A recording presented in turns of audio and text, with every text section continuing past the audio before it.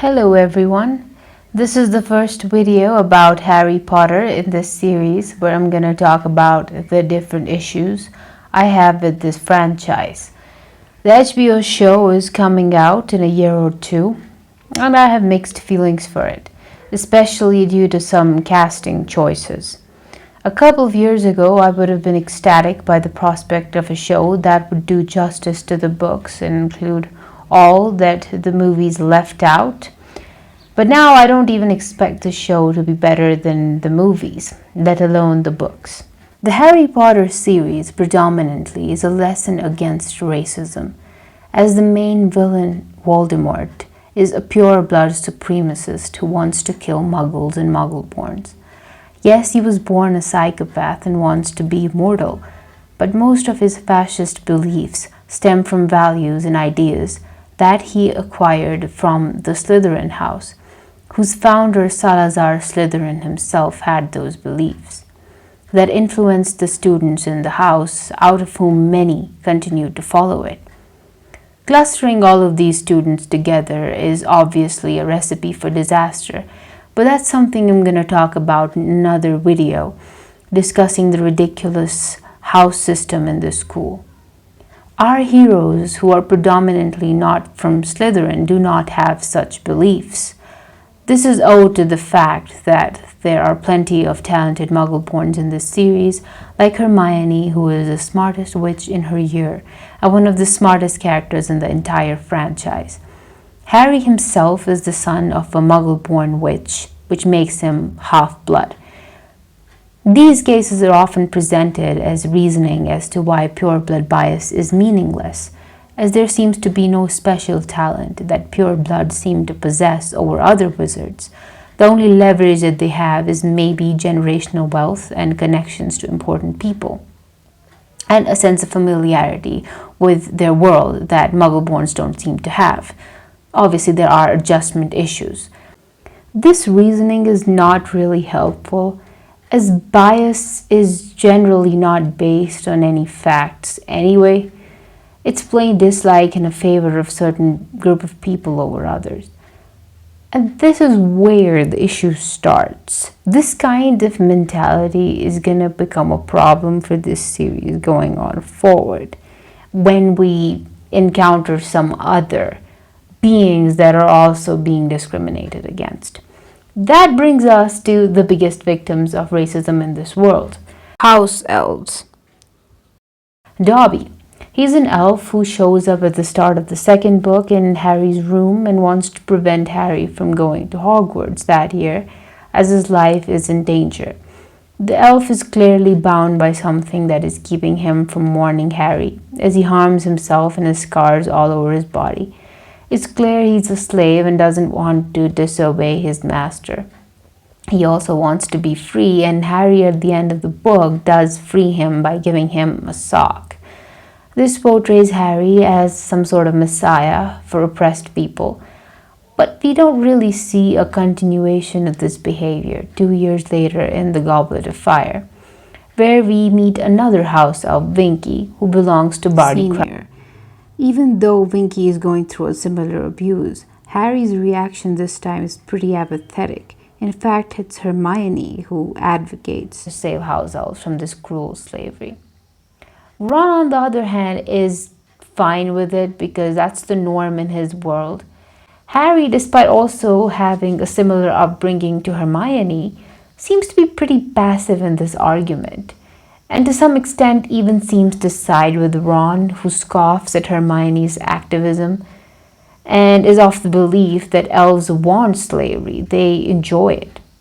This makes Harry freeing Dobby a meaningless act in a deeper sense, and just reduces it to Harry returning the favor because Dobby saved his life. Hermione being smart is seen as proof that muggleborns can be as capable, even more capable than purebloods, but Dobby desiring freedom is not seen as substantial evidence of all slaves deserving freedom. This could be due to the fact that wizards are ultimately all humans, And we are led to believe that maybe elves are a fantasy race biologically programmed to serve humans, like pixies or something. But later on, we find out that elves were free till a certain period in history when they were enslaved. Hermione obviously knows and understands this, as she doesn't take Winky's claims about wanting to be a slave seriously, as this race has been brainwashed into being subjugated for centuries. The slavery also makes sense when you remember that elves have an advantage over wizards in a way that they don't need wands to perform magic. Maybe wizards realize this as a threat. This is nothing compared to what Harry and the Weasleys do at the start of Order of the Phoenix. So, during the holidays, as they're cleaning up Grimmauld Place, which originally was Sirius Black's family home, they find some house elf heads. So, we find out through this a bit about the Black family's history with their house elves and how harsh they've been. And not only does that not invoke a reaction of horror from our main characters, they actually, I kid you not, decorate those heads with some hats and put them on display. When I read it, I thought it was so diabolical I could not believe what I was reading. But it was also really morbidly funny to me because our main characters were doing this. You can still see remnants of this harsh behavior in Sirius, who treats Kreacher like shit. We're told that the only person in the family who showed some kindness to Kreacher was Sirius's brother, Regulus Black. Which is ironic because he, like the rest of the Black family, was a Slytherin. And Sirius considered his entire family to be evil assholes because they were Slytherins, and considered himself to be cool because they were Gryffindors. Yet he was the one who was an asshole, just like the rest of his family, where his Slytherin brother was the kind one. When Dobby dies saving Harry, he names his gravestone as Dobby the Free Elf, as being a free elf was what made Dobby special, and therefore more important compared to other elves, solidifying the idea that house elves don't exactly matter that much. Only Dobby mattered because, like I said earlier, he was an anomaly. Other elves' lives were expendable.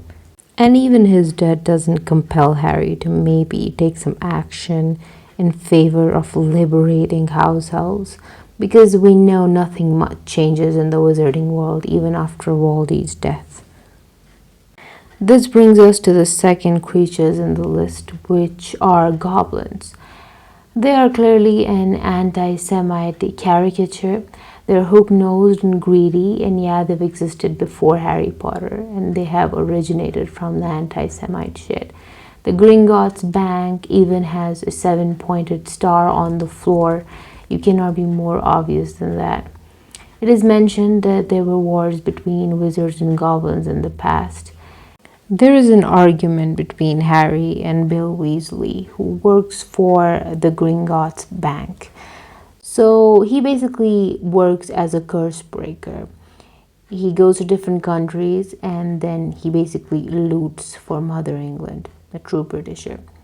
He tells Harry that goblins cannot be easily trusted, they're not true to their word. And there's another argument later on between Bill and a few other characters in Griphook, and they basically mention what the entire conflict is about. So there is a difference in morals and codes between goblins and wizards.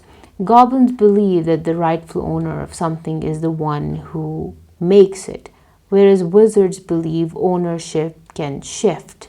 Things can be bought and conquered. So the series never delves deeper into the complexities of this conflict. In fact, the wizards are immediately proved right, as the goblin does betray our main characters. So this brings us to the third creatures on the list, which are centaurs. Centaurs are half human, half animal, and they live in the Forbidden Forest outside of Hogwarts. And there isn't much to say about these creatures except they're seen as wild and they're even referred to as half-breeds, which is understandable if they're called half-breeds by like the Ministry of Magic or Umbridge, because yeah, that's the kind of people they are. But what's surprising is that Hagrid calls them a half-breed once, which is crazy to me because Hagrid is one himself. He's half giant, half man. That's weird to me. And Hagrid is pretty sensitive about topics related to his parentage, and he definitely won't take kindly to being referred to as a half-breed, that's for sure. Anyway, that's it for today. I hope you liked the video. Please like and subscribe and give me some more suggestions about what you want to see next. I'm not very good at this video thing, but it took me a while to make this, so that would be really appreciated. Thank you.